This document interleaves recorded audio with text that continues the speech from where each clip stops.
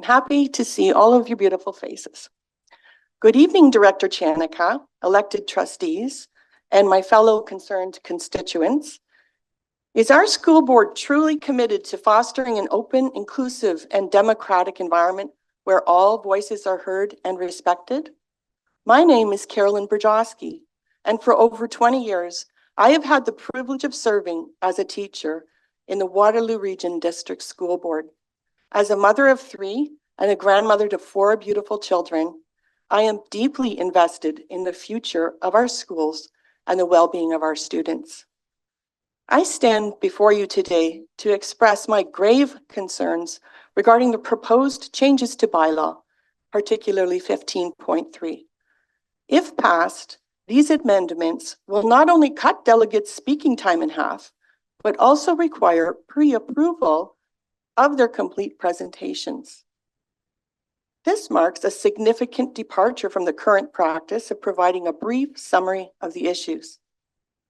I firmly believe that these proposed changes represent an undemocratic attempt to silence diverse perspectives that may not align with the beliefs held by the majority of this board. Giving the chair the power to pre-approve delegates' messages effectively grants the power to remove delegates before they even get to this podium. Delegates will likely feel coerced into revising their messages to suit the chair or risk not being able to speak at all. Coercion has no place in a democratic system. People have a legal right to voice their concerns, and the community has a right to hear what the delegates have to say. You are accountable to the diverse group of taxpayers who fund this entire system, including those with traditional values. I urge you to extend the diversity tent to include these individuals and to be more inclusive of people with different worldviews.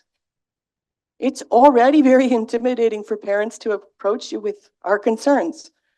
The public should be welcomed to this podium, not intimidated by the board's attempts to control the narrative.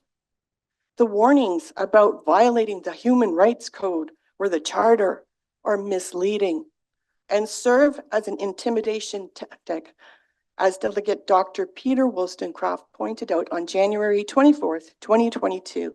He stated, "The purpose of the Charter is to control governments. The board is using it to control what people say at these meetings. You have it backwards." It would indeed be ironic if the Charter, which was intended to protect and expand speech, would be used to curtail it.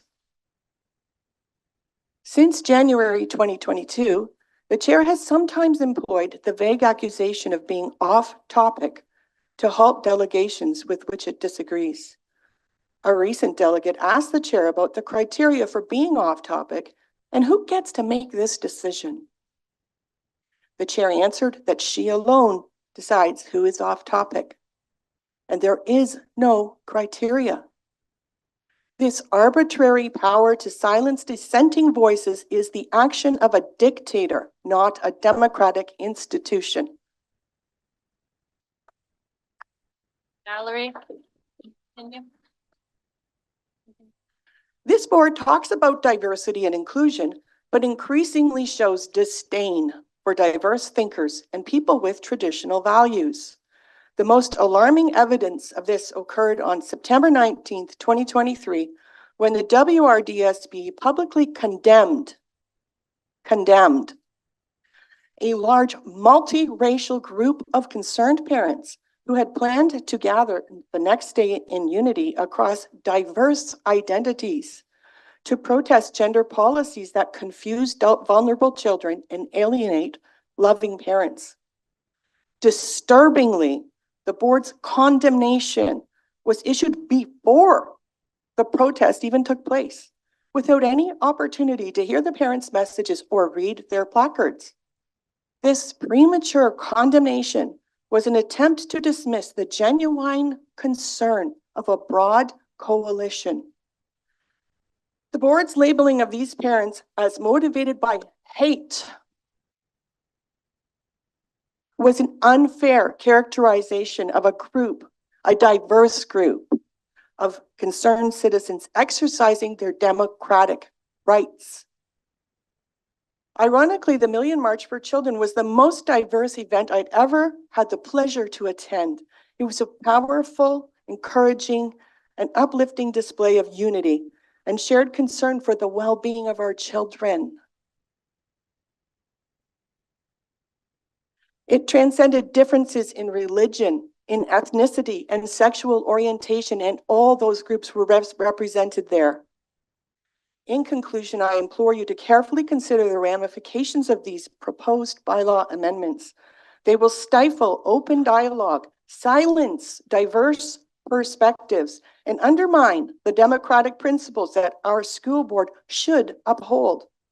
I urge you to vote against these amendments and instead work towards creating an environment that welcomes and respects all voices in our community.